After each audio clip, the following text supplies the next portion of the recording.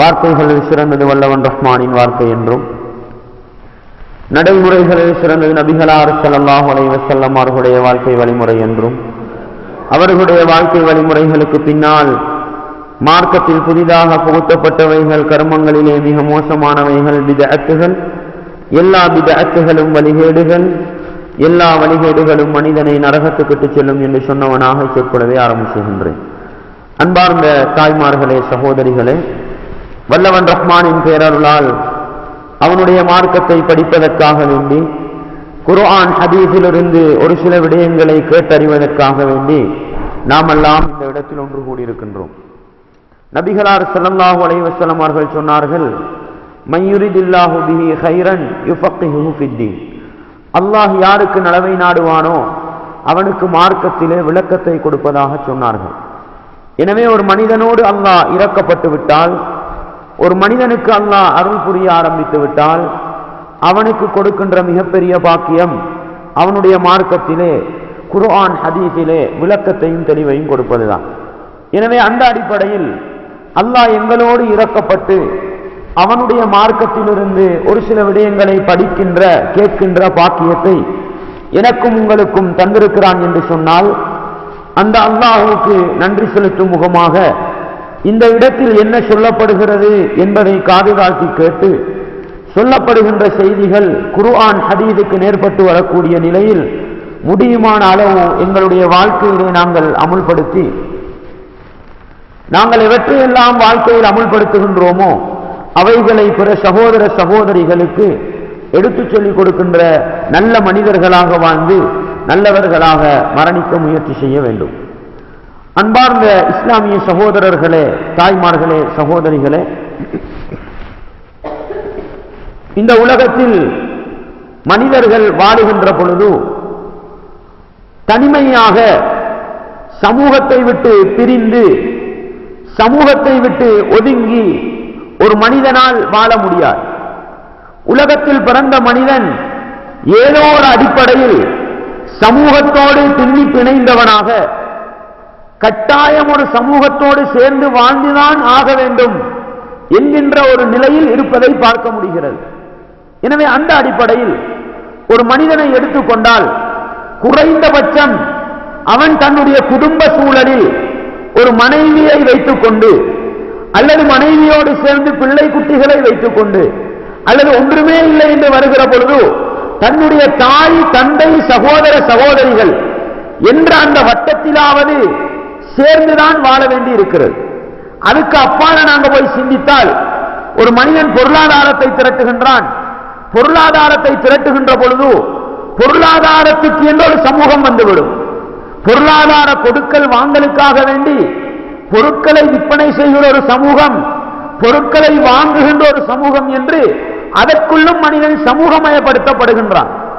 அதே போன்று அதற்கு அப்பால போய் படிப்பு என்று நாங்கள் எடுத்துக்கொண்டால், அங்கே பாடசாலைகள், மதரசாக்கள், இன்ன பிற அறிவை புகட்டுகின்ற இடங்களை எடுத்துக்கொண்டாலும் அங்கும் மனிதன் சமூகமாகத்தான் என்ன செய்கிறான், வாழுகின்றான். ஒரு ஆசிரியரை எடுத்துக்கொண்டால் மாணவர் சமூகத்துக்கு மத்தியில், மாணவர்களை எடுத்துக்கொண்டால் ஆசிரியர் சமூகத்துக்கு மத்தியில் தான் என்ன செய்ய வேண்டியிருக்கிறது, வாழ வேண்டி இருக்கிறது. அதற்கு அப்பால் சென்று எங்களுடைய வணக்க வழிபாடுகளை நாங்கள் எடுத்துக்கொண்டால் கூட, வணக்கத்தில் பெரும்பாலும் சமூகத்தோடு சேர்ந்து செய்யக்கூடிய வணக்க வழிபாடுகளை பார்க்கலாம். 5 நேர தொழுகையை எடுத்துக் கொள்ளுங்கள். பெண்களை பொறுத்தவரையில் 5 நேர தொழுகையை ஜமாஅத்தோடு தொழுவது கடமை என்று இல்லாவிட்டாலும் கூட, ஆண்களை எடுத்துக்கொண்டால் 5 நேர தொழுகையும் ஜமாத்தாக தொழுவது கடமை. அப்படி பார்க்கிற பொழுது அவன் சமூகத்துக்குள் உள்ளாக்கப்பட்டுதான் தொழுகையை நிலைநாட்ட வேண்டிய கடமை இருக்கிறது. அதே போன்று கிழமையில் ஒரு விடுத்தம் வரக்கூடிய ஜும்மா என்று சொல்லப்படுகிற வணக்கத்தை எடுத்துக் கொள்ளுங்கள். அதுவும் சமூகத்தோடு பின்னி பிணைந்து ஒரு மனிதனை சமூகத்தோடு சேர்த்து விடக்கூடிய ஒரு வணக்கமாக இருப்பதை பார்க்க முடிகிறது. ஜக்காத்தை எடுத்துக் கொள்ளுங்கள். ஜக்காத்தை எடுத்துக்கொண்டால் பணக்கார சமூகம் ஏழை சமூகத்தோடு சேர்ந்து வாழக்கூடிய ஒரு நிலை. இப்படி எந்த பகுதியை நாங்கள் எடுத்துக்கொண்டாலும் ஒரு மனிதன் தனி மனிதனாக வாழ முடியாது, அவன் சமூகத்தோடு சேர்ந்துதான் வாழ வேண்டும் என்ற ஒரு கட்டாயத்தில் இருப்பதை நாங்கள் பார்க்க முடிகிறது. அன்பார்ந்தவர்களே, இஸ்லாமிய சகோதரர்களே, ஆட்சியாளர்கள் மட்டத்தை நாங்கள் எடுத்துக்கொண்டால், அரசியல் என்பதை நாங்கள் எடுத்து நோக்கினால், அதுவும் ஒரு தனி மனிதனால் நிறைவேற்ற முடியாது. இப்படித்தானே சாதாரணமாக ஒரு ஆட்சியாளர் என்று வந்துவிட்டால் அல்லது மந்திரிமார்கள் என்று வந்துவிட்டால் அவர்கள் தன்னுடைய பொறுப்புக்கு கீழால் இருக்கின்ற பொதுமக்களோடு கலந்து வாழ வேண்டிய ஒரு நிலை, அந்த பொதுமக்கள் தன்னுடைய தேவைகளை நிறைவேற்றிக் கொள்வதற்காக அரசியல்வாதிகளோடு கலந்து வாழ வேண்டிய ஒரு நிலை. இப்படி எந்த துறையை நாங்கள் எடுத்து நோக்கினாலும் மனிதனாக பிறந்தவன் சமூகமாக வாழ வேண்டிய ஒரு கட்டாயத்தில் இருப்பதை நாங்கள் பார்க்கிறோம். எனவே அன்பார்ந்தவர்களே, இஸ்லாமிய சகோதரர்களே, சமூகமாக வாழ்ந்து பயணிக்க வேண்டிய இந்த மனித சமூகம் ஒற்றுமையாக வாழ வேண்டுமா, சந்தோஷமாக வாழ வேண்டுமா, மகிழ்ச்சியாக வாழ வேண்டுமா? அவர்களுக்கு தேவைப்படுகின்ற மிக முக்கியமான ஒரு அம்சம்தான் நட்பண்புகள் என்று சொல்வது, நல்ல குணங்கள் என்று சொல்வது, அஹ்லாக் என்று சொல்வோம், ஹுஸ்னுல் குலுக் என்று சொல்வோம். இப்படி மனிதன் சமூகமாக வாழ்கிற பொழுது, சமூகம் என்று சொல்கிற பொழுது வெளிமட்டத்தை யோசிக்காதீர்கள், ஆரம்ப மட்டம். ஒரு சமூகத்தின் துவக்கம் குடும்பம் என்ற நிலையிலிருந்து பாருங்கள். குடும்பத்தில் பிறக்கின்ற ஒரு மகன், ஒரு தனி மனிதன் தன்னுடைய தாய் தந்தையை சேர்த்துத்தான் அவன் என்ன செய்கிறான், குடும்பத்தில் பிறக்கின்றான். ஒரு தனி மனிதன் வாழ்க்கை பயணிக்கிற பொழுதோ மனைவி என்ற ஒரு நிலையில்தான் கணவன் மனைவி என்ற உறவோடு வாழுகின்றான். அதையும் தாண்டி போனால் தாய் தந்தை மனைவி பிள்ளை குட்டி என்ற உறவுகளோடு இந்த எல்லா தரப்பிலும் இருக்கக்கூடிய இந்த நிலைகள் எல்லாம் சந்தோஷமாக மகிழ்ச்சியாக செல்ல வேண்டுமா? அந்த இடத்துக்கு தேவைப்படுகின்ற மிக முக்கியமான ஒன்றுதான் ஹுஸ்னுல் குலுக் என்று சொல்லப்படுகின்ற நல்ல பண்புகள், நல்ல அஹ்லாக்குகள். அன்பார்ந்த தாய்மார்களே, சகோதரிகளே, எந்த சமூகத்திலே நட்பண்புகள் சிறந்து விளங்குகின்றதோ, எந்த சமூகத்திலே நல்ல குணங்கள் நிறைய காணப்படுகிறதோ அந்த சமூகம் ஒற்றுமையாக வாழ்வதற்கும் அந்த சமூகம் முன்னேறி செல்வதற்கும் அது காரணமாக இருக்கும் என்பதையும் நாங்கள் மறந்துவிடக்கூடாது. அதனாலதான் ரசூலுல்லாஹி ஸல்லல்லாஹு அலைஹி வஸல்லம் அவர்களை நபியாக அனுப்பும் பொழுது அல்லாஹ் எப்படி தெரியுமா அனுப்புகின்றான்? நபியாக அனுப்பும் பொழுது கூட நபியை எப்படி தெரியுமா அல்லாஹ் அனுப்புகின்றான்? அல்லாஹ் அல் குர்ஆனிலே சொல்கிற பொழுது சூரா ஆல இம்ரானுடைய 159வது வசனம் என்ன சொல்கிறான் தெரியுமா? ஃபபிமா ரஹ்மத்தின் மினல்லாஹி லின்த லஹும் வலவ் குன்த ஃபத்தன் கலீமல் கல்பி லன் ஃபத்து மின் ஹவுலி. அல்லாஹ் சொல்ற செய்தியை பாருங்க. அல்லாஹ் உமக்கு அருள் செய்திருக்கவில்லை என்றால், யாரை பார்த்து சொல்கிறான்? மனித சமூகத்துக்கு வழிகாட்டியாக அனுப்பிய அந்த முஹம்மது நபியை பார்த்து அல்லாஹ் சொல்ற செய்தி. அல்லாஹ்வுடைய ரஹ்மத் உங்களுக்கு இருந்ததன் காரணமாக நீங்கள் மனிதர்களோடு மென்மையாக நடந்து கொண்டீர், மனிதர்களோடு மென்மையாக நடந்து கொண்டீர். வலவ் குன்த ஃபத்தன் கலீமல் கல்பி, நீங்கள் கொடூர உள்ளம் படைத்தவராக கட்டுக்கடுத்தவராக நீங்கள் இருந்திருந்தால் லன் ஃபத்து மின் ஹவுலி, அந்த சமூகம் உங்களை விட்டு விரண்டோடி இருக்கும். யாரை பார்த்து அல்லாஹ் சொல்கிறான்? சமூகத்துக்கு நேர்வழி காட்ட வந்த அந்த முஹம்மது நபியுடைய பிரச்சாரம், அவர்களுடைய தஅவா பணி எடுபட்டதற்கு என்ன தெரியுமா காரணம்? சமூகம் நபிகளாருடைய பேச்சை கேட்டு இஸ்லாத்துக்கு வந்ததற்கு என்ன தெரியுமா காரணம்? நபிகளார் அஹ்லாக்கோடு இருந்தார்கள், நபிகளார் பண்பாடோடு இருந்தார்கள். எனவே அல்லாஹ் தொடர்ந்து சொல்லி காட்டுகிறான், எனவே பாப்பான்ஹும், நீங்கள் அந்த சமூகத்தில் வாழும் பொழுது அவர்கள் மனிதர்கள் என்ற அடிப்படையில் தப்பு தவறு பிழைகளை செய்வார்கள், அதை நீங்கள் மன்னிக்க வேண்டும், அதை நீங்கள் விட்டுக் கொடுக்க வேண்டும். வஸ்ஸக்பிர்லஹும், அவர்களுடைய பாவங்களுக்காக நீங்கள் மன்னிப்பு தேட வேண்டும். வஸாவிருஹும் ஃபில் அம்ர், கர்மங்களின் விடயத்தில் அவர்களோடு சேர்ந்து ஆலோசனை செய்து கொள்ள வேண்டும், மசூரா பண்ணிக்கொள்ள வேண்டும் என்ற நல்ல பண்புகளை முஹம்மது நபி அவர்களுக்கு அல்லாஹ் சொல்லிக் கொடுக்கிறான் என்று சொன்னால் காரணம் என்ன? ஒரு நம்ம எல்லாரும் ஒரு பிரச்சாரம் செய்ய வேண்டும், 2 பேருக்கு நல்ல விடயத்தை சொல்லிக் கொடுக்க வேண்டும் என்றால் எங்களிடத்தில் நல்ல அஹ்லாக் இருக்க வேண்டும், எங்களிடத்தில் நல்ல பண்புகள் இருக்க வேண்டும். அப்பொழுதுதான் நம்முடைய நோக்கம், நம்முடைய காரியம் நிறைவேறுவதற்கு அது காரணமாக இருக்கும். குடும்பத்தில் தந்தையாக இருக்கிற மனிதன் நபிகளாருக்கு மட்டுமல்ல, நபிகளால் ஒரு சமூகத்தை வழிநடாத்தக்கூடிய ஒரு மனிதர், அவருக்கு இந்த பண்பு தேவை என்று சொன்னா குடும்பத்தை வழிநடாத்துகின்ற தந்தை எடுத்துக்கொள்ளுங்கள், குடும்பத்தை வழிநடாத்துகின்ற தாய் எடுத்துக்கொள்ளுங்கள். தன்னுடைய பிள்ளை குட்டிகளை வழிநடாத்த வேண்டுமா? நல்ல பண்புகளோடு நல்ல அஹ்லாக்குகளோடு அந்த பிள்ளை குட்டிகளை நெறிப்படுத்துகிற பொழுதுதான் அந்த குடும்பம் நிம்மதியாக சந்தோஷமாக வாழப்போகிறது. ஒரு கணவனை எடுத்துக்கொள்ளுங்கள், மனைவியை வெல்ல வேண்டுமா? ஒரு மனைவி கணவனை வெல்ல வேண்டுமா? தேவைப்படுகின்ற அடிப்படை அம்சம் இந்த நல்ல பண்புதான், நல்ல அக்லாக்குகள் தான். இந்த நல்ல குணங்கள் இருந்தால் எவ்வளவு பெரிய கெட்ட கணவனையும் ஒரு பெண்ணால் திருத்த முடியும், எவ்வளவு கெட்ட பெண்ணொருத்தியையும் ஒரு கணவனால் திருத்த முடியும். நாய் கடிக்குதுன்னு சொல்லி நம்ம நாயை கடிப்போமா? நாய் கடிக்குதுன்னு சொல்லி நம்ம நாயை கடிப்போமா? இப்படிதானே? நாய் குலைக்குதுன்னு நம்ம நாயை குலைக்கிறது இல்ல, நம்ம எங்கட பாட்டுல போயிடுவோம். காரணம் நாய் தான் அப்படித்தான் இருக்கும். அப்படிதானே? இது நம்ம சாதாரணமா விளங்கி இருக்கிறோம். நம்மட பொஞ்சாதிர நடத்தண்டா என்ன, அடுத்த ஆண்களோ அந்த தொடர்பு சொல்லல. நேரத்துக்கு டீ ஊத்தி தர மாட்டால், நேரத்துக்கு உள்ப கழுவி வைக்கமா, இப்படி பிரச்சனைகள் இருக்குதானே. இந்த கட்டத்தில் ஏண்ட மனைவி இப்படித்தான் இருப்பாள் என்று விளங்கி ஒரு கணவன் அவனுடைய அஹ்லாக்கோடு நடந்தால் காலப்போக்கில் அந்த மனைவியை திருத்தலாமா இல்லையா? கணவன் வீட்டுக்கு வந்தா பொஞ்சாதியோட பேச மாட்டாரு, பொஞ்சாதியோட சிரிக்க மாட்டாரு, டிவியை போட்டு உட்காருவாரு, அது பாவன்றது வேற. அல்லது வேற எங்கேயாவது போய் கலைச்சுக்கிட்டு இருப்பாரு. இப்படிதானே?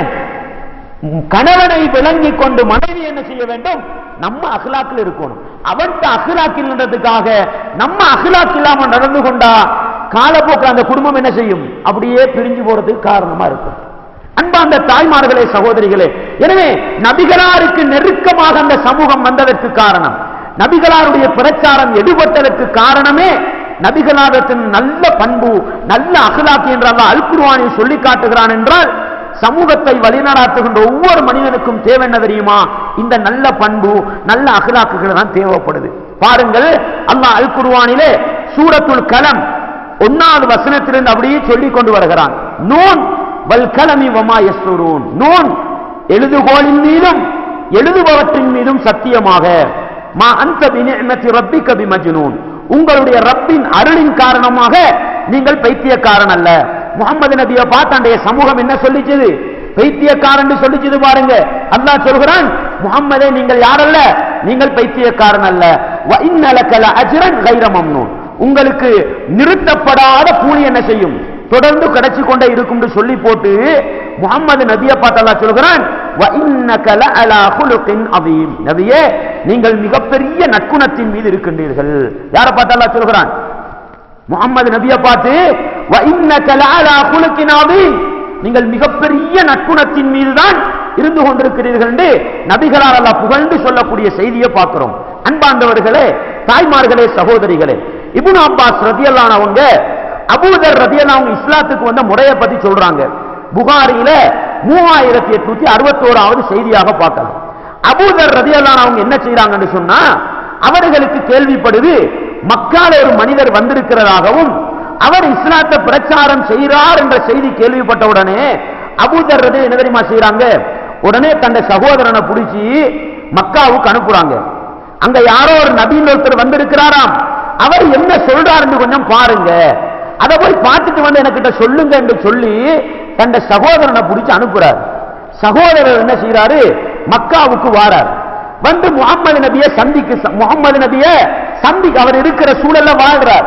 முகமது நபியோட பேச்சையெல்லாம் கேட்கிறார். கேட்டு போட்டு தன்னுடைய சகோதரன் அபூதர் கிட்ட திரும்பி போறார். திரும்பி போன உடனே அபூதர் ரலியல்லாஹு அன்ஹு கேட்கிறாங்க, அந்த மனிதரை நீ எப்படி கண்டுகொண்டாய்? அவருடைய செயற்பாடுகள் எப்படி இருந்தது? அவருடைய நடத்தைகள் எப்படி இருந்தது என்று கேட்ட பொழுதோ அந்த சகோதரன் முகமது நபியை பார்த்து சொன்ன முதலாவது விஷயம் என்ன தெரியுமா? ரஅய்துஹு யஅமுரு பிமகாரிமில் அக்லாக், அவரை நான் எப்படி தெரியுமா கண்டுகொண்டேன்? நல்ல பண்புகளையும் நல்ல குணங்களையும் மக்களுக்கு எடுத்துச் சொல்பவராக நான் பார்த்தேன். அல்லாஹு அக்பர். யாரு சொல்றா இது? அபூதர் ரலியல்லாஹு அன்ஹுடைய சகோதரர் முகமது நபியை பார்த்து விட்டு வந்து முகமது நபியை பத்தி ரக்மம் பண்ணினது எப்படி தெரியுமா? அல்லாஹ் பத்தி அழைக்கிறாரு, தொழுகை கலக்கிறாரு, அதெல்லாம் இரண்டாவது. முதலாவது என்ன தெரியுமா சொன்னாங்க? ரஅய்துஹு யஅமுரு பிமகாரிமில் அக்லாக், அந்த முகமது நபியை பார்த்தா அவர் எப்படி தெரியுமா இருக்கிறாரு? நல்ல பண்புகளின் பக்கம் மக்களை அழைக்கிறாரு. இந்த பாயிண்ட் என்னத்தை சொல்லுது நமக்கு? நல்லதை சொல்லிக் கொடுக்கிறவன் கெட்டவனா இருப்பானா? நல்லதை சொல்லிக் கொடுக்கிறவன் ஒரு மகனை பார்த்து வாப்பாவோட முறையா நடப்பான்னு சொல்றவன் கெட்டவனா இருப்பானா? இப்படிதானே? ஒரு ஆம்பளைய பார்த்து பொஞ்சாலிக்கு செய்ய வேண்டிய கடமையெல்லாம் சரியா செய்யப்பா பொம்பளைக்கு அடிக்காதே அப்பான்னு சொன்னா அவன் கெட்டவனா இருப்பானா? அப்படிதானே? பெரும்பாலும் நல்லவற்றை எடுத்துச் சொல்பவர் நல்ல மனிதராகத்தான் இருப்பாங்க. கெட்டவர்கள் ஒரு சிலர் இருப்பாங்க, ஆனா பெரும்பாலும் வீழ்ச்சியா இருக்கும். அப்படிதானே? எனவே முஹம்மது நபியை பற்றி அவரை பார்த்த உடனே அந்த சமூகம் எப்படி அறிந்து கொண்டது? நல்ல அஹ்லாக்குகளை சொல்லக்கூடிய மனிதர் தான் அந்த சமூகம் நபிகளாருக்கு என்ன செய்தது? சர்டிபிகேட் கொடுத்தது. உங்களுக்கு தெரியும், நபிகளார் ஸல்லல்லாஹு அலைஹி வஸல்லம் அவர்கள் பிரச்சாரம் செய்த காலத்துல, மக்காவுல தஅவாவை எடுத்து வைக்கிற காலத்துல, அபூ சுஃபியான் ரலியல்லாஹு அன்ஹு இஸ்லாத்துக்கு வாரத்துக்கு முன்னால ஹிரக்கின்ற மன்னர் என்ன செய்ய போனாரு? சந்திக்க போனார். ஒரு வியாபாரம் போன நேரத்தில் சந்திக்கிறார். சந்தித்த நேரம் தன்னுடைய நாட்டில் நடக்கிற பிரச்சனையை சொன்னார். என்ன பிரச்சனை? இப்படி ஒரு முஹம்மது ஒரு மனிதர் வந்துகிட்டு நம்முடைய சமூகத்தை உடைக்கிறாரு, அதை சொல்றாரு, இதை சொல்றாருன்னு கேட்கும் பொழுது அந்த ஹிரக்கில் மன்னர் அபூ சுஃபியானை பார்த்து கேட்டாரு, அவர் மக்களுக்கு என்ன சொல்றாரு? அவரு மக்களுக்கு என்ன சொல்றாருன்னு கேட்ட உடனே அபூ சுஃபியான், அந்த சமூகம் பொய் பேசாத சமூகம், மக்கா முஸ்ரிக்குகளை ஜாஹிலியா சமூகம் சொல்லுவான் தானே, ஆனா அவர்கிட்ட அற்புதமான நல்ல பண்புகள் இருந்தது, நல்ல அக்லாக்குகள் உள்ள சமூகமா தான் இருந்தாங்க. படைச்சவனை சரியா புரிஞ்சுக்கணும், அதனாலதான் ஜாஹிலியா சமூகம் சொல்றோம் நாங்க. விளங்குதா? அவர்கள் அபூ சுஃபியான் கேட்கிறத நல்லா பொய்ய சொல்லிருக்கலாம் தானே, அவங்க பொய்ய சொல்லல. அவர் சொல்லும் பொழுது சொன்னாரு, எங்களுடைய எல்லா கடவுள்களையும் விட்டு விட்டு அல்லாஹ்வை மாத்திரம் வணங்க சொல்றாரு. சொல்லி போட அவர் அடுத்தது சொன்னது என்ன தெரியுமா? அவர் குடும்ப உறவுகளை சேர்ந்து நடக்குமாறு எங்களுக்கு சொல்லுகின்றார். என்ன சொன்னாங்க? அபூ சுஃபியான் அவர்கள் சொல்கிறார்கள், அபூ சுஃபியான் இன்றைக்கு முஸ்லிம் அல்ல, காபிரா இருக்கும் பொழுதே நபிகளாரை பத்தி எப்படி ரெக்கமெண்ட் பண்றாங்க பாருங்க. ஒரு முஸ்லிம் ஒரு முஸ்லிமை ரெக்கமெண்ட் பண்றது வேற, அப்படிதானே? நீங்க என்னைய பார்த்து நல்லவர்னு சொல்றது வேற, ஏண்ட விரோதி என்னை நல்லவன் சொல்றானா நம்ப எலுமா இல்லதா? ஏண்ட விரோதி என்னை நல்லவன் உங்களுக்கு சொன்னா நம்ப எலுமா இல்லதா? 100க்கு 1000 வீதம் நம்பலாம் இல்லையா? அதே போலதான் அபூ சுஃபியான் நபிகளாட சுத்த விரோதி. மக்கா வெற்றியுடைய காலம் வரைக்கும் இஸ்லாத்துக்கு எதிராக தலைமை தாங்கி யுத்தம் செய்தவர். அவரு முகமது நபியை பார்த்து என்ன தெரியுமா ரெக்கமெண்ட் பண்றாரு? அல்லாஹ்வின் பக்கம் அழைக்கிறார். இதங்களுக்கு ஒரு பிரச்சனை, அவருக்கு நல்ல விஷயம் என்ன தெரியுமா? குடும்ப உறவுகளை சேர்ந்து நடக்க சொல்லி எங்களுக்கு சொல்லி தருகிறார். குடும்ப உறவை சேர்ந்து நடக்கிறது நல்ல பண்பா இல்லையா? நல்ல அக்லாக்கா இல்லையா? அன்பார்ந்த தாய்மார்களே, சகோதரிகளே, எனவே நபிகளாருடைய பிரச்சாரத்தின் முழு வடிவம் அக்லாக்கோடு கலந்திருந்தது. எந்த அளவுக்கு சொன்னா, அஹ்மதுல 8952வது ஹதீஸ பார்க்கலாம். ரசூலுல்லாஹி ஸல்லல்லாஹு அலைஹி சொல்றாங்க, இன்னமா புஇஸ்து லிஉத்தம்மிம சாலிஹல் அக்லாக். சிலாரி போல மக்காரிமல் அக்லாக் என்று வருது. நபிகளார் சொல்றாங்க, நான் அனுப்பப்பட்ட நோக்கம் என்ன தெரியுமா? நான் அனுப்பப்பட்ட நபியாக அனுப்பப்பட்டதன் நோக்கம் நட்பண்புகளை பூரணப்படுத்துவதற்காக அனுப்பப்பட்டேன். என்ன சொல்றாங்க ரசூலுல்லாஹ்? இன்னமா புஇஸ்து லிஉத்தம்மிம சாலிஹல் அக்லாக். நட்பண்புகளை பூரணப்படுத்துவதற்காக நான் என்ன செய்யப்பட்டிருக்கிறேன்? அனுப்பப்பட்டிருக்கிறேன் சொன்னாங்க. அந்த அளவுக்கு முஹம்மது நபின்னு சொன்னாலே அக்லாக் என்று சொல்ற அளவுக்கு, முஹம்மது நபின்னு சொன்னாலே நட்பண்புகள் என்று சொல்கிற அளவுக்கு நபிகளார் எப்படி நடந்துகிட்டாங்க? நல்ல பண்புகளோடு நல்ல அக்லாக்கோடு நடந்துகிட்டாங்க. அதனாலதான் அந்த காபிர் சமூகம் கூட நபிகளார் என்ன செஞ்சது? புகழ்ந்துதா இல்லையா? உங்களுக்கு தெரியும், ரசூலுல்லாஹி ஸல்லல்லாஹு அலைஹி வஸல்லம் அவங்க நபியா வாரத்துக்கு முன்னால கூட எப்படி தெரியுமா இருந்தாங்க? நல்ல பண்புள்ள ஒரு மனிதராகத்தான் இருந்தாங்க, நல்ல அக்லாக்குள்ள ஒரு மனிதராகத்தான் இருந்தாங்க. உங்களுக்கு தெரியும், ரசூலுல்லாஹி ஸல்லல்லாஹு அலைஹி வஸல்லம் அவர்கள் நபியாக அனுப்பப்படுறாங்க. எங்கிருந்து நபியா அனுப்பப்பட்டாங்க? ஹிரா குகையில் தனிமையில் இருக்கும் பொழுது ஜிப்ரீல் அலைஹிஸ்ஸலாம் அவர்கள் வந்து இக்ரா பிஸ்மி ரப்பிக்கல்லதீ ஹலக் சூரா அலக்குடைய ஆரம்ப 5 வசனங்களையும் ஓதி காட்டி நீங்கள் ஓதுங்கள் என்று சொன்ன கட்டத்திலிருந்து முஹம்மது என்ற தரத்திலிருந்து அல்லாஹ்வுடைய தூதர் என்ற பட்டத்துக்கு என்ன செய்தார்கள்? நபிகளார் உயர்த்தப்பட்டார்கள். உடனே நபிகளார் காணாத ஒரு காட்சி, இதுக்கு முன்னால பார்க்காத ஒரு அனுபவம். நபிகளார் பயந்து நடுங்கி வேறுத்து விறுவிறுத்துங்க வந்தாங்க. தன்னுடைய மனைவி கிட்ட வந்து சொன்னாங்க, எனக்கு ஏதோ தீங்கு ஏற்பட்டது போல விளங்குது, பயமா இருக்குது, என்னைய போர்த்துங்கன்னு சொன்னாங்க. மனைவி என்ன செஞ்சாங்க? மனைவி அவங்களை போத்தி போட்டு நடந்த செய்தியை கேட்டு போட்டு சொன்னாங்க, கல்லா, நீங்க நினைக்கிற மாதிரி உங்களுக்கு எந்த ஆபத்தும் வரல, வல்லாஹி லா யுஹ்ஸிகல்லாஹு அபதா, அல்லாஹ்வின் மீது சத்தியமாக அல்லாஹ் உங்களை ஒருபோதும் கேவலப்படுத்த மாட்டான், அல்லாஹ் உங்களை ஒருபோதும் இழிவுபடுத்த மாட்டான் சொல்லி போட்டு என்ன தெரியுமா காரணமா சொன்னாங்க? இன்னக லதஸிலுர் ரஹீம், முஹம்மதே நீங்கள் குடும்ப உறவுகளை சேர்ந்து நடக்கிறீர்கள், வதஹ்மிலுல் கல்ல நீங்கள் கஷ்டங்களை சுமந்து கொள்கிறீர்கள், வதக்ஸிபுல் மஅதூம இல்லாதவர்களுக்கு நீங்கள் உழைத்து கொடுக்கிறீர்கள், வதுஈனு அலா நவாயிபில் ஹக்கி யாராவது ரெண்டு பேருக்கு சோதனை பிரச்சனை வந்தா அவனுக்கு போய் உதவி பண்றீங்க, வதுக்ரில் லைஃப் விருந்தாளிகள் வந்தா அவரை முறையா கௌரவப்படுத்துறீங்க. இவ்வளவு நல்ல பண்புள்ள ஒரு மனிதரை அல்லாஹ் என்ன செய்ய மாட்டான், கேவலப்படுத்த மாட்டான், இழிவுபடுத்த மாட்டான் என்று சொல்கிற அளவுக்கு இது புகாரில வரக்கூடிய ஹதீஸ். நபிகளார் எப்படி வாழ்ந்திருக்கிறாங்கன்னு பாருங்க. நம்ம யோசிக்கிறோம் தானே, அந்த சமூகம் 23 வருட காலத்துல இஸ்லாம் என்ற பெயரில் கொடிகட்டி பறந்தது என்று சொன்னால் என்ன காரணம்? அதுக்கு நபிகளார் தியாகம், நபிகளாருடைய பிரச்சாரம் எல்லாம் இருந்தது. இன்றைக்கு சொல்லுவாங்க இந்த வாழ்முனையால இஸ்லாம் பரப்பப்பட்டதுன்னு சொல்லுவாங்க பாருங்க, இது மிகப்பெரிய பொய். ரசூலுல்லாஹ் வாளை காட்டி வாளினால் பயமுறுத்தி ஒருவரை இஸ்லாத்துக்கு எடுத்திருப்பார்களா? ரசூலுல்லாஹ் ஒருவரை எடுத்திருப்பார்களா? வரலாற்றில் ஒன்றை காட்ட முடியாது. யுத்த களத்தில் கூட ரசூலுல்லாஹ் சொல்றது என்ன தெரியுமா? ஆயுதம் ஏந்தாதவனை எதிர்க்காதீர்கள், ஆயுதம் ஏதான நிரபராதிகளை வெட்டாதீர்கள். இந்த அளவுக்கு ரசூலுல்லாஹ் சொல்லி அனுப்பினாங்க. ரசூலுல்லாஹ்வுடைய 23 வருட கால நுபுவத்துடைய வரலாற்றில் ஒரு மனிதரை வாளை காட்டி பயமுறுத்தி இஸ்லாத்துக்கு முன்னாடி வெட்டுவான் பாருன்னு சொல்லல ரசூலுல்லாஹ். உங்களுக்கு தெரியும், மக்கா மதீனாவுடைய காலத்துல ரசூலுல்லாஹ் பெரிய ஒரு சாம்ராஜ்யம் நடத்தினாங்க. எவ்வளவு பெருசு? 1 மாத கால தூரத்துக்கு நடக்கிற தூரத்துக்கு முஹம்மது என்ற பெயரை கேட்டாலே அந்த தலைவர்கள் நடுங்கி போவாங்களாம். அந்த அளவுக்கு வெளிப்படையான ஒரு பெரிய ஆட்சியை நடத்தினாங்க ரசூலுல்லாஹ். அந்த ஆட்சி காலத்துல நபிகளாருடைய அந்த ஆட்சிக்கு கீழால யூதர்கள் சந்தோஷமா வாழ்ந்தாங்களா இல்லையா? யூதர்கள் சந்தோஷமா வாழ்ந்தாங்களா இல்லையா? யூதர்கள் பல கூட்டங்கள் இருந்தாங்க. பனு கைனுகா, பனு நதீர், கைபர்ல வாழ்ந்தவங்க எல்லாரும் சந்தோஷமா நிம்மதியா வாழ்ந்துகிட்டு இருந்தாங்க. யாரையும் ரசூல் இந்த பாரப்பா இஸ்லாத்துக்கு வராடி வெட்டு வேண்டலாம் என்ன செய்யல, ஒரு உதாரணம் காட்ட முடியாது. ரசூலுல்லாஹ் எப்படி இஸ்லாத்தை பரப்பினார்கள்? நபிகளாருடைய நல்ல குணம், நபிகளாருடைய நட்பண்பு நபிகளாரை வெல்லச் செய்தது.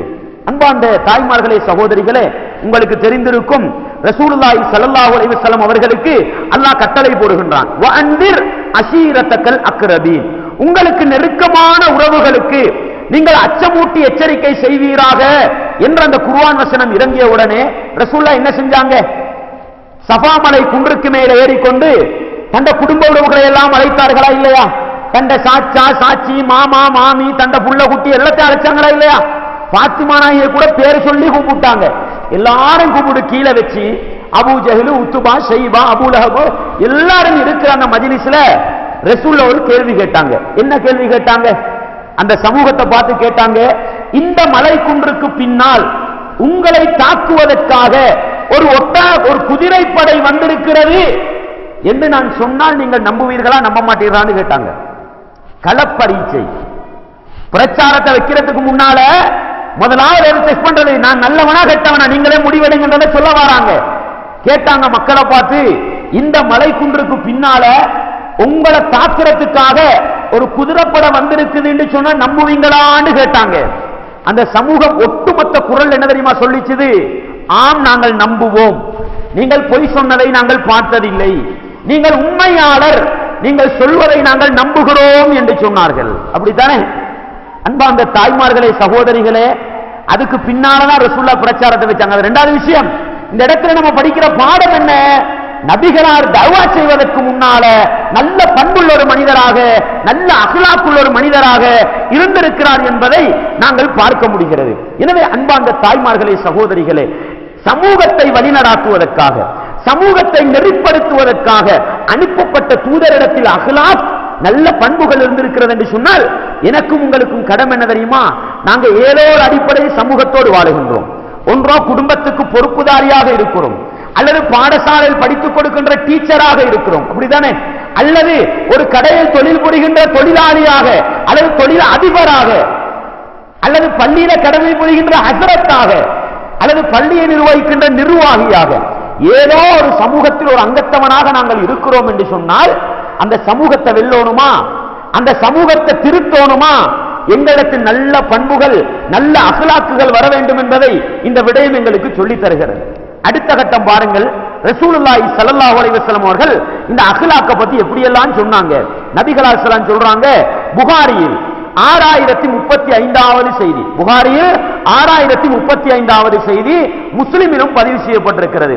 நபிகளார பத்தி அப்துல்லாஹ் இப்னு அம்ர் ரலியல்லாஹு அன்ஹு சொல்லும் பொழுது சொன்னார்கள், லம் யகுன் ரசூலுல்லாஹி ஸல்லல்லாஹு அலைஹி வஸல்லம் ஃபாஹிஷன் வலா முத்தஃபஹிஷன். ரசூலுல்லாஹி ஸல்லல்லாஹு அலைஹி வஸல்லம் அவர்கள் கெட்டவர்களாக கெட்ட விடயங்களை பேசுகின்ற ஒரு மனிதராகவோ அல்லது கெட்டவற்றை செய்கின்ற ஒரு மனிதராகவோ நபிகளார் என்ன செய்ததில்லை, இயல்பாக இருந்ததில்லை. ரசூலுல்லாஹ்வுடைய இயல்பு பண்பில் கூட கெட்டது இருந்ததில்லை. நபிகளார் வேணுமென்றே ஒரு கெட்டதை செய்பவர்களாக இருந்ததும் இல்லை. காரணம் என்ன தெரியுமா?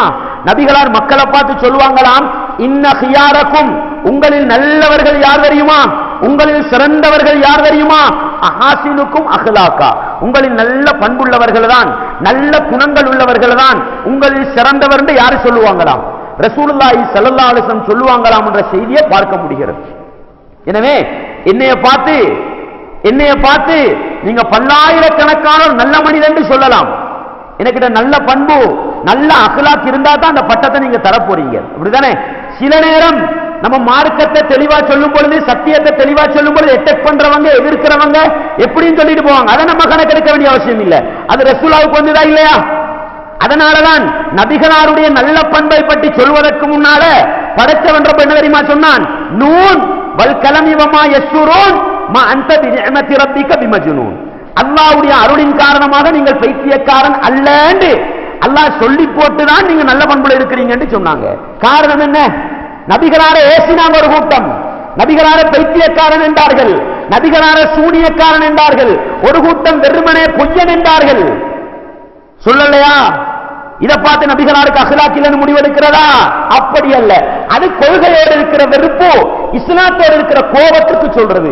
உண்மையில் முஹம்மது நபி அஹ்லாக் உள்ளவர்களா இல்லையா?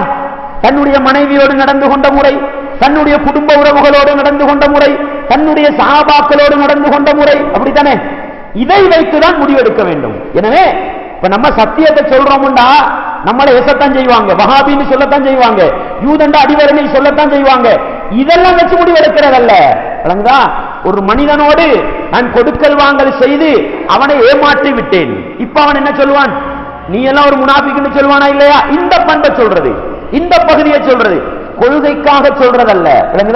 எனவே நபிகளார் சொல்றாங்க, உங்களில் சிறந்தவர் யார் தெரியுமா?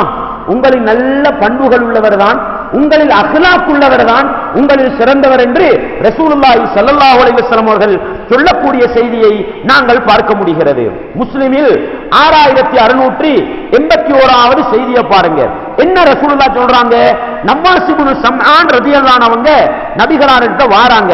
அவர்கள் சொல்கிறார்கள், நான் நபிகளார் ஸல்லல்லாஹு அலைஹி வஸல்லம் அவர்களிடத்தில் 1 வருட காலம் தரித்திருந்தேன். எவ்வளவு காலம்? 1 வருட காலம் நபிகளாரோடே நான் தரித்திருந்தேன். நான் தரித்திருந்த காலத்துல ரசூலுல்லாஹி ஸல்லல்லாஹு அலைஹி வஸல்லம் எனக்கு சொல்லி தந்த ஒரு விடயம் என்ன தெரியுமா? நபிகளாரிடத்தில் நான் போய் கேட்டேன், ஃபஸஅல்துஹு அனில் பிர், பிர் என்று சொன்னால் என்ன என்று கேட்டேன். பிர் என்ற சொல்லுக்கு தானே நல்லது, பிர் என்றால் என்ன? நல்லது என்று அர்த்தம். நல்லது என்றால் என்ன என்று கேட்டேன். வல் இஸ்ம், பாவம், கெட்டது என்றால் என்னவென்று கேட்டேன். பாருங்க எவ்வளவு விசாலமான ஒரு விஷயம், எவ்வளவு சுருக்கமான ஒரு வார்த்தையில கேட்கப்படுது. என்ன கேட்கப்படுது? நல்லது கெட்டது.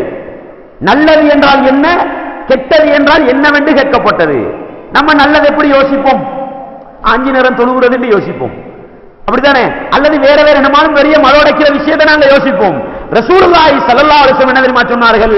அல் பிர்ரு ஹுஸ்னுல் குலுகி, நல்லது என்று சொன்னாலே நல்ல பண்புதான், நல்லது என்று சொன்னாலே நற்குணம் என்று சொன்னார்கள் நபிகளார் ஸல்லல்லாஹு அலைஹி வஸல்லம் அவர்கள்.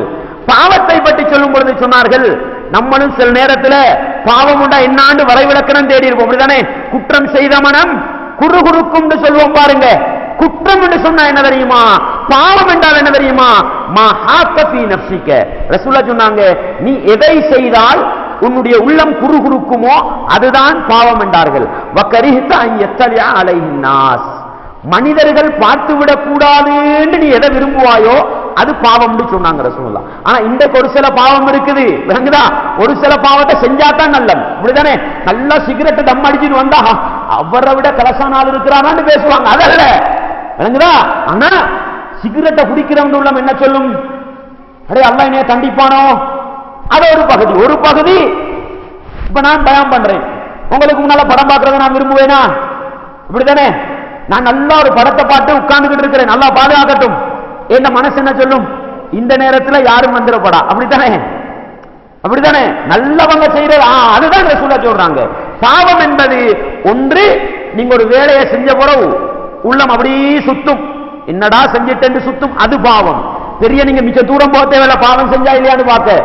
ரெண்டாவது என்ன, அடுத்தவன் பார்த்துடப்படா. இப்படித்தானே? ஒரு தாத்தாட காதுல நீங்க ரகசியமா என்னைய பத்தி சொல்றீங்க, நீங்க என்ன விரும்புவீங்க? இது மௌலவிக்கு தெரிஞ்சிடப்படா, இதான் பாவம். இப்படிதானே? உங்களோட பக்கத்து தாத்தாவை பத்தி அடுத்த பக்கத்து தாத்தாட்ட சொல்றீங்க, அது அடுத்த தாத்தாக்கு கேட்டுடப்படான்னு சொல்லும் பாருங்க, இதுதான் பாவம். பாவம் இல்லைன்னா கேளுங்கன்னு சொல்லுவீங்க, நீங்க பயம் பண்ணிட்டு போயிருவீங்க.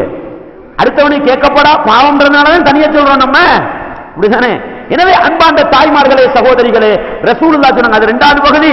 முதல் பகுதியை நல்லது என்று சொன்னாலே அதுதான் நல்ல பண்பு என்று சொன்ன காரணம் என்ன தெரியுமா? நல்ல பண்பு எவனுக்கிட்ட இருக்குதோ அவன் நல்லவனா வாழ்வான். என்ன அர்த்தம்? நல்ல பண்பு இருக்கிறவன் 5 நேரம் தொழுவான், நல்ல பண்பு இருக்கிறவன் சதக்கா கொடுப்பான், நல்ல பண்பு இருக்கிறவன் குடும்ப உறவை சேர்ந்து நடப்பான், நல்ல பண்பு இருக்கிறவன் செய்யறது நல்லது, நல்ல பண்பு இருக்கிறவன் கெட்டது செய்ய மாட்டான். அப்படித்தானே? அன்பார்ந்த தாய்மார்களே, சகோதரிகளே, நான் நல்ல மனிதன் என்று சொன்னா உங்களோட சண்டை பிடிப்பேனா? நான் நல்ல அஹ்லாக்குள்ள வேண்டா உங்களோட ஊர்வலாய கதைச்சு திரிவேனா? அஹ்லாக் இல்லாட்டி தான் கதைச்சு திரிகிறது. நான் நல்லவன் சொன்னா உங்களோட சல்லிய களவெடுப்பேனா? இப்படிதானே? நான் நல்ல அஹ்லாக்குள்ள வேண்டா உங்களோட காணிய பிடிப்பேனா? சும்மா யோசிச்சு பாருங்களேன். நல்லவனாக இருந்தால் எந்த தீங்கும் நடக்காது. எனவே நல்லது என்று சொன்னாலே நல்ல பண்பு என்று சொன்னார்கள். இது முஸ்லிமில் வரக்கூடிய ஹதீஸ். அதே போன்று பாருங்கள், நபிகளார் ஸல்லல்லாஹு அலைஹி வஸல்லம் அவங்க திர்மிதியில வரக்கூடிய ஹதீஸ்ல இப்படி சொல்றாங்க. திர்மிதியில 2003வது ஹதீஸ், அபூ தர்தா ரலியல்லாஹு அன்ஹு அவங்கள்ட்ட நபிகளார் சொல்றாங்க, மா மின் ஷைஇன் யூதஉ ஃபில் மீசான் அஸ்கலு மின் ஹுஸ்னில் குலுகி. நபிகளார் சொன்னாங்க, மறுமை நாளையில் நன்மை தீமை நிறுக்கப்படுகின்ற தராசு இருக்குதல்லவா, மீசான், அந்த தராசிலே பாரமானது எது தெரியுமா? நட்பண்புகளை விட, நல்ல குணங்களை விட பாரமான எதுவுமே இருக்காது என்று சொன்னாங்க. வைன்ன சாஹிப ஹுஸ்னில் குலுகி லயப்லுகு பி தரஜத சாஹிபி ஸௌம் வஸ்ஸலா என்று சொன்னார்கள். நல்ல பண்புள்ள ஒரு மனிதன், நல்ல அக்லாக்குள்ள ஒரு மனிதன் தொழுகையாளியின் அந்தஸ்தை அடைந்து கொள்வான், நோன்பாரியின் அந்தஸ்தை அடைந்து கொள்வான். இந்த பகுதியை நல்லா விளங்கணும் நீங்க. ரசூலுல்லாஹி ஸல்லல்லாஹு அலைஹி வஸல்லம் அவங்க வங்குரோத்துக்காரனை பத்தி சொன்னாங்க பாருங்க. வங்குரோத்துக்காரன், லொஸ்தாதினவன் யாரு? சஹாபாக்கள் சொன்னாங்க, பொருளாதார வசதி இருந்து இல்லாமல் போனவன் யாரு? லொஸ்தாதினவன். நபிகளா சொன்னாங்க, இன்னல் முஃப்லிஸ மின் உம்மத்தி, என்னுடைய உம்மத்தில் முஃப்லிஸ் யார் தெரியுமா? என்னுடைய உம்மத்தில் வங்குரோத்துக்காரன் யார் தெரியுமா? மறுமை நாளையில் நன்மைகளை அதிகமாக எடுத்துக்கொண்டு வருவான். தொழுகையிட நன்மை ஒரு பக்கம், நோம்புட நன்மை ஒரு பக்கம், ஜகாத்திர நன்மை ஒரு பக்கம், இது மாதிரி வகுப்புல உட்கார்ந்த நன்மை ஒரு பக்கம், நன்மையை நிறைச்சிக்கிட்டு வருவான். சுவனவாதி என்று தீர்ப்பளிக்கப்படும், சுவனவாதி என்று தீர்ப்பளிக்கப்படும். இந்த கட்டத்தில் சில மனிதர்கள் வருவார்கள், யா அல்லாஹ் இவன் எனக்கு ஏசினான், தொழுகையை கொடு. யா அல்லாஹ் இவன் எனக்கு அடித்தான், நோம்ப கொடு. யா அல்லாஹ் இவன் எனக்கு காணிய பிடிச்சான், ஜகாத்தை கொடு. யா அல்லாஹ் இவன் எனக்கு அப்படி செஞ்சான் இப்படி செஞ்சான் சொல்லும் பொழுது நன்மைகளைத்தான் அல்லாஹ் எடுத்துக் கொடுப்பான். இப்ப கொஞ்சம் யோசி பாருங்க. முன்சப்புல நின்று தொழுகிறேன் நான், முன்சப்புல நின்று தொழுதுட்டு சலாம் கொடுத்ததோட ஹசரத்திட பேசிட்டு, ஹசரத் தலைவர் கெட்டவர் அலியா அப்படின்னு சொன்னா நான் தொழுத தொழுக எனக்கல்ல. தொழாம வீட்டுல சில தலைவர் படுத்திருப்பாரு, அவரு தொழாம வீட்டுல படுத்திருப்பாரு. நம்ம தொழுத தொழுகை யாருக்கு தெரியுமா போகும்? அல்லாஹ் பாதுகாக்கணும். விளங்குதா? நம்ம 5 நேரம் தொழுது இன்ன பிற வணக்க வழிபாடுகளை செஞ்சு அடுத்தவன் அக்கௌண்ட்டுக்கு நன்மை சேர்க்கப்படா, நம்ம அக்கௌண்ட்டுக்கு சேர்க்கணுமா? அஹ்லாக்கு நல்லதா இருக்கணும். விளங்குதா? எங்கட ஹாஜியார பார்த்தா 5 நேரமும் முன்சஃப்ல நின்று தான் தொழுவாரு. இமாமோட ஒவ்வொரு தக்பீர், ஆரம்ப தக்பீரை ஒரு நாளும் விட்டதில்லை. ஆனா 5 நேரம் தொழுகையாளி. ஆனா அடுத்தவண்ட காணியை பிடிச்சி வச்சுக்கிட்டு இருக்கிறாரு. தொழு, நல்லா தொழு. நீ யாருக்கு தெரியுமா உண்ட தொழுக? எவண்ட காணியை பிடிச்சி வச்சுக்கிட்டு இருக்கிறியோ அவனுக்கு போக போகுது மறுமை நாளையில. அதனாலதான் ரசூலுல்லாஹ் சொன்னாங்க, நல்ல பண்புள்ள மனிதன் யாருடைய அந்தஸ்தை அடைந்து கொள்வான்? தொழுகையாளி நோம்பாளி அந்தஸ்தை அடைந்து கொள்வான் என்று எவ்வளவு ஆழமான ஒரு அர்த்தம் உள்ள ஒரு ஹதீஸ் பாருங்க. எனவே அன்பார்ந்த தாய்மார்களே, சகோதரிகளே, தெளிவாக இருக்க வேண்டும். அதே கொஞ்சம் இப்படி பாருங்க. சில நேரம் இதெல்லாம் ஹாஜியார்மாரையும் பள்ளியில தொழுகிறவங்களையும் சொன்னா, நாங்கடா பள்ளியில தொழுகிறவங்களும் இல்ல, நம்ம ஹாஜியாரும் இல்லைன்னு வந்துடும். அப்படித்தானே? நீங்க வீட்டுல தொழுகிற பொம்பளைன்னு வச்சுக்கோங்களேன். வீட்டுல நல்லா தொழுதுட்டு மாப்பிள்ளை வீட்டுக்கு வரார், இஷாவை தொழுதுட்டு ஃப்ரெஷ்ஷா இருக்கிறோம், மாப்பிள்ளைய வர வைக்கிறதுக்கு வந்த உடனே மாப்பிள்ளைய உம்மாவை பத்தி ஒரு பொம்சை போட்டோம், மாப்பிள்ளைய உம்மாவை பத்தி ஒன்றை சொல்லி கொடுத்தோம். என்ன நடக்கும் தெரியுமா? நீங்க நல்ல புள்ள தொழுக நீங்க அல்லாஹ்வுக்காக, ஆனால் உங்களோட மாமியிட விஷயத்துல செஞ்ச அநியாயம் இருக்குதே, அதுக்கு இந்த தொழுகை பதில் சொல்லாது. மறுமையில தொழுகை எடுத்து உங்களோட மாமிக்கு கொடு. இப்படிதானே? எத்தனை பொம்பளை மாமியை படுத்தால பாடு. இப்படிதானே? மாமி உங்க உம்மாவா பாருங்க.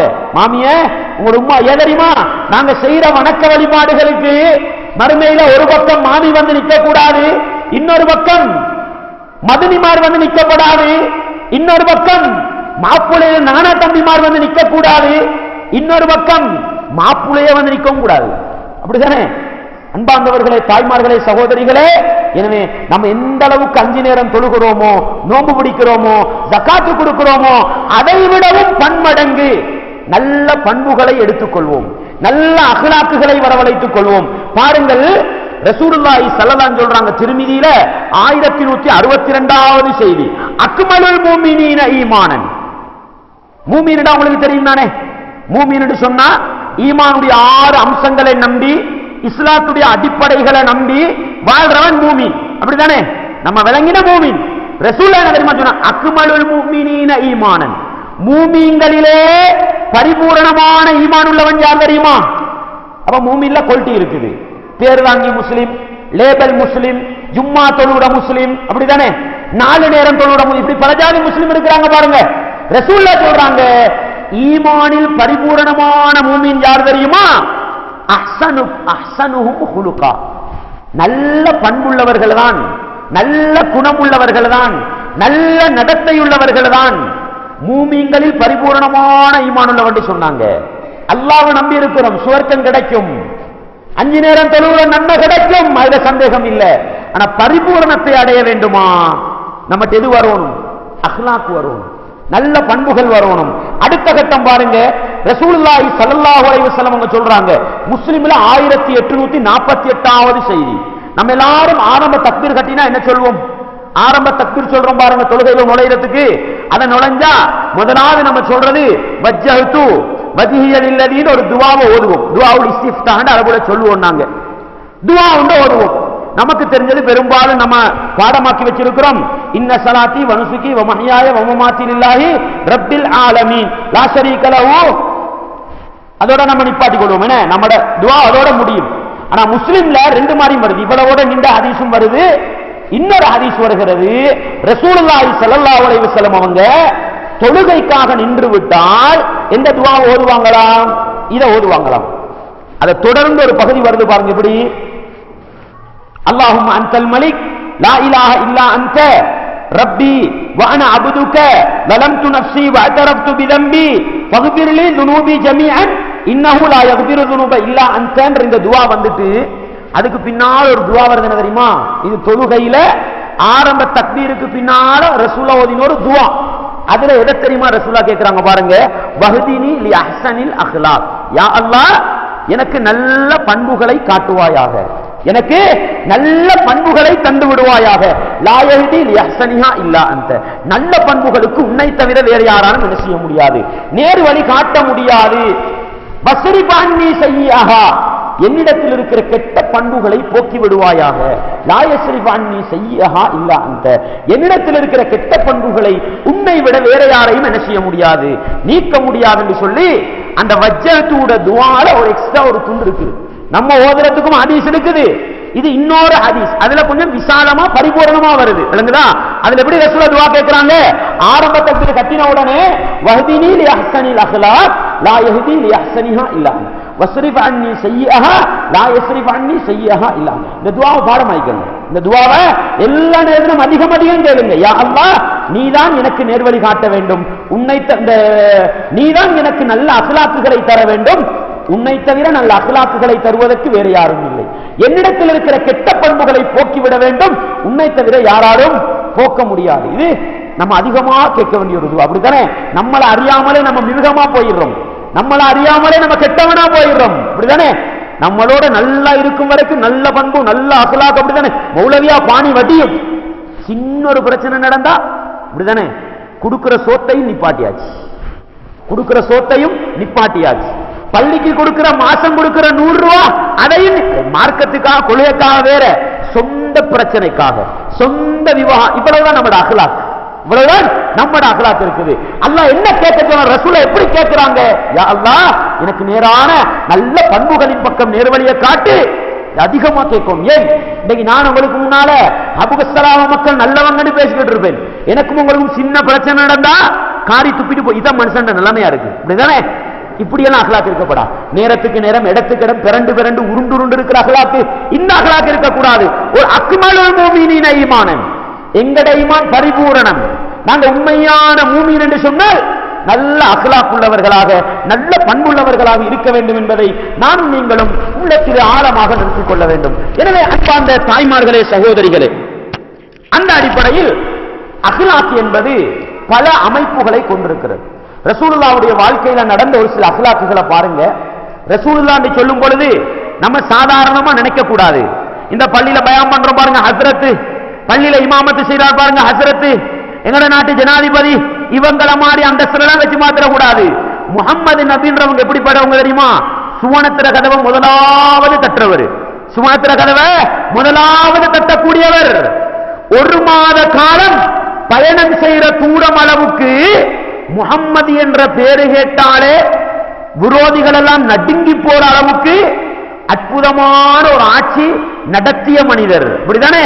சஹாபாக்கள் எப்படி நேசிச்சாங்க? எங்களுடைய உயிரை கொடுத்து நபிகளாரை பாதுகாப்போம், எங்களுடைய பொருளாதாரத்தை கொடுத்து நபிகளாரை பாதுகாப்போம், நம்மட முழு வாழ்க்கையும் செலவழித்து நபிகளாரை பாதுகாப்போம் என்றா அந்த முஹம்மது நபியில அந்தஸ்து என்ன? அந்த முஹம்மது நபி இந்த உலகத்தில் எந்த இடத்துல இருந்தாங்க? இப்படிதானே? அவ்வளவு மதிப்பு பொருந்திய அந்த முஹம்மது நபி ஒரு நாள் ரோட்ல அப்படி நடந்து போறாங்க பாருங்க, ரோட்ல அப்படி நடந்து போறாங்க. போற நேரம் ஒரு காட்டரபி, காட்டரபின்றது யார் தெரியுமா? மலைக்கும் மடுவுக்கும் வித்தியாசம் சொல்லுவோம் பாருங்க. அது மாதிரிதான் முஹம்மது நபின்றது அவ்வளவு அந்தஸ்துள்ளவங்க, காட்டரபின்றது நாங்க நாட்டான்னு சொல்லுவோம் பாருங்க. அது மாதிரி நாகரிகம் தெரியாதவங்க தான் காட்டரபின்னு சொல்றது. ரசூல்லா பாதையில நடந்து போய்கிட்டு இருக்கிறாங்க, ஒரு காட்டரபி வாராரு, ஒரு காட்டரபி வாராரு. வந்து என்ன தெரியுமா செய்கிறார்? நபிகளாருடைய கழுத்துல ஒரு சால்வை போடுவாங்க. நபிகளார் தன்னுடைய கழுத்துல ஒரு சால்வை போடுவாங்க. அந்த சால்வை எப்படி? புருதுன் நஜ்ரானியும் ரபீதுல் ஆசியா, அதுல ஓரம், இந்த ஓரம், இந்த 2 ஓரப்பகுதி இருக்குத்தானே, அதுல கடுமையான ஒரு ரஃப்பான பட்டி பிடிக்கப்பட்ட ஒரு விதமான சால்வையை ரசூலா போட்டுக்கிட்டு ரோட்ல போய்கிட்டு இருக்கிறாங்க. இந்த காட்டரபி வந்து என்ன தெரியுமா செய்யறாரு? நபிகளார் அந்த சால்வையை பிடிச்சி அப்படி பிடிச்சி ஒரு இழுவை இழுக்கிறார். என்ன நடக்கும்? கடுமையான பட்டி கழுத்துல போடுனா என்ன நடக்கும்? அதுக்கு உரசிப்பட்டு கழுத்துல அடையாளம் வரும். அனஸ் ரலியல்லாஹு அன்ஹு சொன்னார்கள், ஹத்தா நதர்து இலா சஃபத்தி ஆதிகின் நபி கத் அஸரத் ஃபீஹி ஹாஷியத்துல் புருதி. ரசூலுல்லாஹ் சொன்ன அந்த அனஸ் ரலியல்லாஹு சொல்றாங்க, அவர் புடிச்சு இழுத்து குலுக்கின குலுக்குவக்கு நான் நபிகளாருடைய கழுத்தை பார்த்தேன், அது அடையாளத்தை ஏற்படுத்தி இருந்தது, தடயத்தை ஏற்படுத்தி புண்ணாடித்தது. சாதாரணமா யோசிங்களேன், அந்த முஹம்மது நபி அந்தஸ்து அப்படி வச்சுக்கிட்டு யோசிங்க. நம்மட நாட்டு ஜனாதிபதி கால் தூசிக்கும் போட மாட்டார். உதாரணத்துக்கு இந்த அளவு கீழ்த்தரமான மனிதர்களோட நிலைமை என்ன தெரியுமா? நம்மட பக்கத்தில் இருந்து போராடி நமக்கு நாட்டை வெற்றி பெற்று தந்த அந்த மனிதரை கொண்டு போய் படாத பாடுபடுத்தினாங்களா இல்லையா? இதுதான் நாகரீகம் உள்ள உலகு, இதுதான் நாகரீகம் உள்ள உலகு. அந்த முஹம்மது நபிக்கு இருந்த அந்தஸ்துக்கும் அந்த சஹாபாக்கள் முஹம்மது நபியை நேசிச்ச விதத்துக்கும் நபிகளார் எப்படி நடந்திருக்கணும்? விரல சுண்டி இருந்தால் சாம்பலாக்கி போட்டிருப்பாங்க இல்லையா? நபிகளார் என்ன செஞ்சாங்க? அல்லாஹு அக்பர். அது மாதிரி பண்புகள் என்னிடத்திலும் உங்களிடத்திலும் அதிகம் அதிகம் வர வேண்டும். மனுஷனால முடியாம இருக்குது. நபிகளார் அவரை திரும்பி பார்த்து ஒரு சிரிப்பு, அல்லாஹு அக்பர். அந்த மனிதரை பார்த்து நபிகளார் ஒரு சிரிப்பு சிரிச்சு போட என்ன தெரியுமா சொன்னாங்க? ஏதாவது இருந்தா கொடுத்துருங்கப்பா அந்த மனிதருக்கு சொல்லிட்டு போயிட்டாங்க. அல்லாஹு அக்பர். இன்றைக்கு நடக்கிற பிரச்சனை இது மாதிரி பிரச்சனையா? கணவன் மனைவி கடையில பிரச்சனை, 2 பேரும் ஒரே அந்தஸ்தில் உள்ளவங்க, உம்மா வாப்பா மகனுக்கு பிரச்சனை. அடே உன்னைய பெற்றவன் வாப்பா, வாப்பாட புள்ள நீ. உங்களுக்கு இடையில நடக்கிற பிரச்சனை அப்படிதானே? ரெண்டு நாட்டுக்கு இடையில நடக்கிற யுத்தம் மாதிரி இருக்குது. ஒரு கட்டில படுக்கக்கூடிய, ஒரு கட்டிலில் சாயக்கூடிய, ஒரே ஆசனத்தில் அமர்ந்து கொஞ்சக்கூடிய கணவன் மனைவிட பிரச்சனை ரெண்டு நாட்டுக்கு இடையில குதிரைப்பட வந்து சண்டை பிடிக்கிற மாதிரி கேட்குது. அப்படிதானே? அல்லாஹு அக்பர். அந்த முகமது நபி எப்படி இருந்தாங்க? கழுத்தை நசுக்கி கேட்கிறானப்பா, சிரிச்சு போட்டு ஏதாவது குடுங்கன்னு சொல்லிட்டு போனாங்க. இந்த நபியைத்தான் நானும் நீங்களும் பின்பற்றணும். இந்த நபியை பின்பற்றி தொழணும் கடமை, இந்த நபியை பின்பற்றி நோம்பு பிடிக்கணும் கடமை, இந்த நபியை பின்பற்றி எல்லா வணக்க வழிபாடுகளும் செய்யணும் கடமை.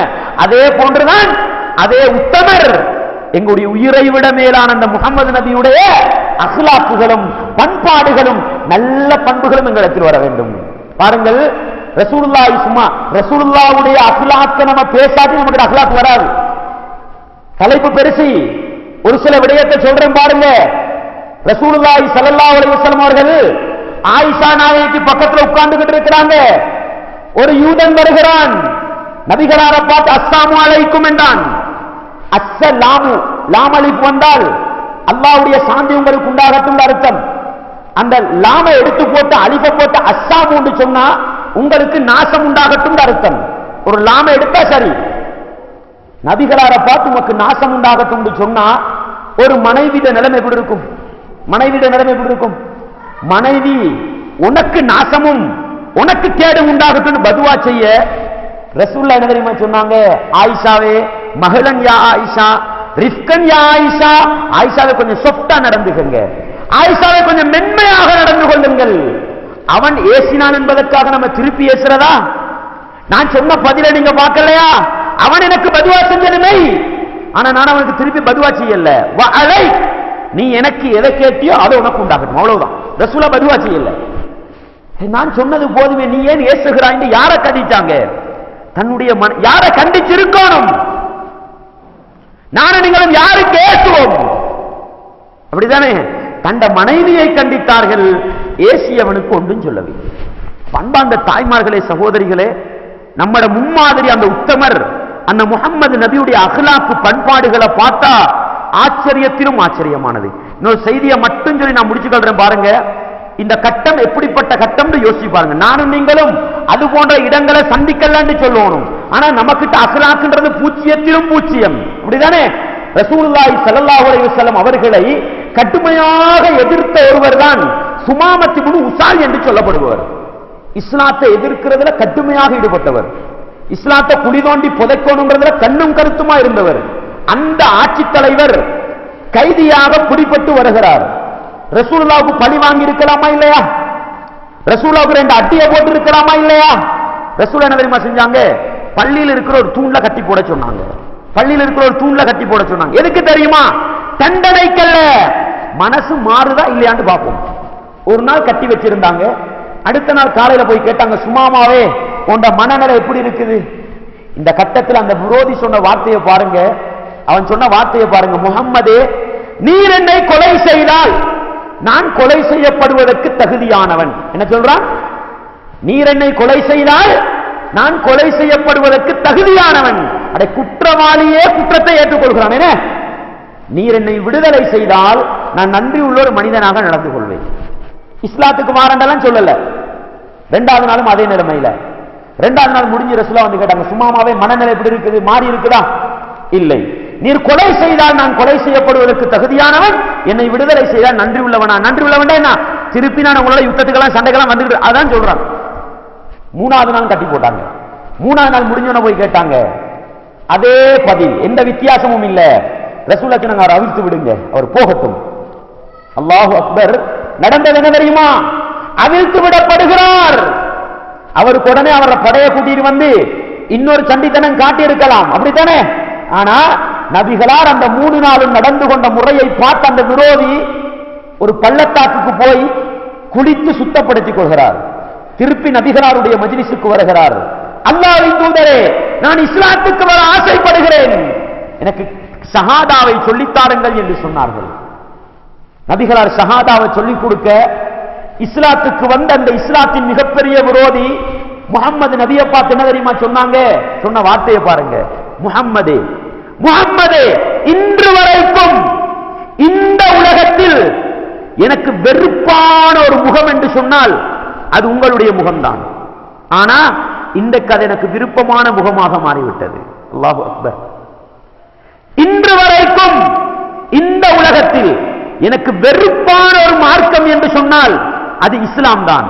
ஆனால் இன்றைக்கு அது எனக்கு விருப்பத்துக்குள்ள மார்க்கமாக மாறிவிட்டது என்று அந்த சுமாமத்தி இப்னு உசால் சொன்ன வரலாற்று செய்தி இன்றைக்கும் நபிகளாருடைய அக்லாக்கை, நபிகளாருடைய பண்பாடுகளை, நபிகளாருடைய நன்னடத்தையை எனக்கும் உங்களுக்கும் மட்டுமல்ல முழு உலக சமுதாயத்துக்கும் எடுத்து சொல்லிக் கொண்டிருக்கிறது என்று சொன்னால், அன்பார்ந்த தாய்மார்களே, சகோதரிகளே, எங்கட பண்பாடுகள், எங்கட அக்லாக்குகள், நாங்க நடந்து கொள்ற முறை, நம்ம கணவனோடு எப்படி நடக்கிறோம், மனைவியோடு எப்படி நடக்கிறோம், பக்கத்து வீட்டுக்காரனோடு எப்படி நடக்கிறோம், குடும்ப உறவுகளோடு எப்படி நடக்கிறோம், நம்மட ஊர் மக்களோடு எப்படி நடக்கிறோம், நம்மட சமூகத்தோடு எப்படி நடக்கிறோம், ஒவ்வொரு கொஞ்சம் உள்ளத்துல கை வைத்து கேட்டு பாருங்க, கொஞ்சம் கேட்டு பாருங்க, திருத்தம் வரணுமா கேளுங்க. சமூகத்தை வழிநடத்துகின்ற பள்ளி நிர்வாகிகளாக இருக்கட்டும், எப்படி நடந்து கொள்றோம்? நம்ம இந்த நபியை பின்பற்றி தானே நடக்கிறோம். கொஞ்சமான அகலாக்கு இருக்கிறா? சும்மா ஒரு செம்பலுக்கு சொல்கிறேன், நாங்களும் இந்த இடத்தில் காலாகாலமாக மார்க்கத்தை தான் பேசுகிறோம். குர்ஆன் ஹதீஸுக்கு சொல்லி இதுவரைக்கும் எங்களுடைய பேச்சில் வழிகேடு கற்பிக்கவில்லை. நாங்கள் பேசியது குர்ஆனுக்கும் ஹதீஸுக்கும் முரணானது என்று சொல்லப்படவில்லை. அதனாலதான் ஒலிபெருக்கியை போட்டுக்கிட்டு ஒருவர் கத்துறோம். நம்ம தவறை சொன்னவர்கள் அல்ல, நம்ம மார்க்கத்தை தெளிவாக நெஞ்சை நிமிர்த்திக் கொண்டு பேசுபவர்கள் என்பதை மக்கள் விளங்க வேண்டும் என்பதற்காக சொல்கிறோம். ஆனா இவ்வளவு எந்த ஜமாத்தும் செய்யாத வேலையை இந்த அபூபக்கர் பள்ளி உள்ளுக்கு இருந்துகிட்டு மார்க்கத்தை தெளிவாக சொல்றோமே, அடே அல்லாஹ்வை பயந்து நீங்க எங்களை எடுக்க தேவையில்லப்பா, எங்களை சேர்க்க தேவையில்ல, ஒரு நாளையில கூப்பிட்டு உட்கார வச்சு நீங்க செய்யறதுக்கு என்னப்பா ஆதாரம், நீங்க ஏனப்பா உங்களை விட்டு பிரிஞ்சிருக்கிறீங்க, பிரியங்க, அவங்க தானே பிரிச்சது, எங்க கேட்கிறது? அன்பார்ந்த தாய்மார்களே, சகோதரிகளே, மிம்பர் மேடை மறுமையில் நிச்சயம் பதில் சொல்லித்தான் ஆக வேண்டும். விரோதியை கூட நபிகளார் இந்த அளவுக்கு அனுசரித்து இஸ்லாத்தை வளர்த்தார்கள் என்று சொன்னா, நம்ம மார்க்கத்தை தெளிவாக பேசுகிறோம் என்ற ஒரே காரணம், மிம்பர் மேடைகளை விட்டு ஒதுக்கி வச்சிருக்கிறீங்களே இந்த சமூகம், யோசிக்க கூடாதா? அகலாக்கு வரக்கூடாதா? என்ன பேசுறோம்டாவது கேட்க கூடாதாப்பா? பள்ளியில கூப்பிட்டு என்ன பேசுறீங்க, உங்களோட ஆதாரம் என்னென்றாவது கேட்க கூடாதா? அதுல வேற எதிர் நடவடிக்கை, அதுல வேற ஸ்பீக்கரை போட்டா அதை தடை செய்ய எங்கெங்கயோ ஏறுவாங்களாம். எனக்கு ஸ்பீக்கரை நிப்பாட்ட, அப்படிதானே? ஒரு புரோகிராம் நடந்து அதை தடை செய்ய என்னென்னமோ முயற்சி பண்ணுவாங்களாம். அல்லாஹு அக்பர். அக்லாக்கோடு வாழ வேண்டிய சமூகம், அக்லாக்கை காட்டி இஸ்லாத்தை பரப்ப வேண்டிய சமூகம் எங்க போயிருக்குது நான் கேட்கிறேன். அன்பாண்டவர்களே, பள்ளிக்குள் போய் மார்க்க கேள்வி கேட்டால் அடிக்கக்கூடிய சமூகமாக, பள்ளியை விட்டு தூக்கி வீசக்கூடிய சமூகமாக நாங்க இருந்தா, இதுதானா ரசூலுல்லாஹ் காட்டின அக்லாக்கு? இதுதானா ரசூலுல்லாஹ் காட்டின பண்பாடு? இந்த அக்லாக்க மட்டும் சரியா விளங்கி இருந்தா, இந்த அக்லாக்க மட்டும் சரியா பிடிச்சிருந்தா இந்த சமூகம் உடைஞ்சு போயிருக்குமா? இந்த சமூகம் இன்னொரு கூட்டம் என்ன மார்க்கத்தை மறைக்கிறது அக்லாக்காம், அது சுத்த வழிகேடு. மார்க்கத்தை தெளிவாக சொல்வதுதான் அக்லாக். ரசூலுல்லாஹை பாருங்கள், அக்லாக்கை எடுத்துக்காட்டி மார்க்கத்தை தெளிவா சொன்னாங்களா இல்லையா? நல்ல பண்பை எடுத்துக்காட்டி இஸ்லாத்துக்கு வர வச்சாங்களா இல்லையா? மார்க்கத்தை மறைச்சிக்கிட்டு இஸ்லாத்தை சொல்லாம என்ன செய்யறது இல்ல, அக்லாக்கு பேசுறது இல்ல. எனவே அன்பாண்டவர்களே, தாய்மார்களே, சகோதரிகளே, இந்த சொற்பொழிவு நிகழ்ச்சியை கேட்கின்ற என்னுடைய ஒவ்வொரு ஈமானிய உறவுகளையும் இரக்கத்தோடும் பாசத்தோடும் அழைத்து சொல்லுகின்றேன். நபிகளாரிடத்தில் இருந்த அக்லாக் என்னிடத்திலும் வரட்டும், உங்களிடத்திலும் வரட்டும். அந்த பண்புகள் வருமாக இருந்தால் சமூகத்திலே பிரச்சனை இல்லை, சமூகத்திலே ஊர் நீக்கம் செய்கிற கலாச்சாரம் இல்லை, சமூகத்தில் பள்ளிக்குள் அடிக்கிற கலாச்சாரம் இல்லை. இப்படித்தானே அன்பார்ந்தவர்களே? இந்த நபிகளாருடைய பண்பாடுகள், இந்த நபிகளாருடைய அக்லாக்குகள் பட்டியல் தொடர்ந்து கொண்டே போகும். அந்த தொடரை படிப்பதற்காக ஒரு முஸ்லிமுடைய அக்லாக், ஒரு முஸ்லிமுடைய பண்பாடு எப்படி இருக்க வேண்டும் என்பதை படிப்பதற்காக இன்ஷா அல்லாஹ் இந்த தொடர் அக்லாக் என்ற பண்பாடுகள் என்ற அடிப்படையில் ஒவ்வொரு கிழமையும் இன்ஷா அல்லாஹ் ஒவ்வொரு தலைப்புக்கு கீழால் என்ன செய்யும், அக்லாக்கோடு சம்பந்தப்பட்ட பாடமாக இருக்கும். எனவே நானும் நீங்களும் ஒரு முஸ்லிம், ஒரு மூமினுக்கு இருக்க வேண்டிய நல்ல பண்புகளை, நல்ல அக்லாக்குகளை படித்து எங்களுடைய ஆபரணங்களாக, எங்களுடைய ஆடைகளாக, எங்களுடைய கலாச்சாரமாக ஆக்கிக் கொள்வோம். அதனூடாக உலகத்திலும் உண்மையான ஒரு நல்ல முஸ்லிமாக வாழ்ந்து மறுமையிலும் வெற்றி பெறக்கூடிய நிலையை உருவாக்கிக் கொள்வோம். வல்லவன் ரஹ்மான் எனக்கும் உங்களுக்கும் எல்லா ஈமானிய உறவுகளுக்கும் அந்த பாக்கியத்தை தந்தருள வேண்டும். வ ஆகிரு தஅவானா அனில் ஹம்துலில்லாஹி ரப்பில் ஆலமீன்.